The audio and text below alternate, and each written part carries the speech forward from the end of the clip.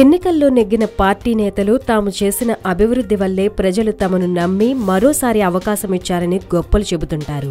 అదేవిధంగా ఓడిపోయిన పార్టీ నేతలు కొన్ని విషయాలను పట్టించుకోవడం వల్లే ఇలా జరిగిందనో, లేక అమలు సాధ్యం కాని హామీలతో మోసం చేసిన పార్టీ నెగ్గిందని చెప్పడమో తరచుగా చూస్తుంటాం. కానీ మధ్యప్రదేశ్ కాంగ్రెస్ పార్టీ నేతలు మాత్రం వింత వాదనను తెరపైకి తెచ్చారు.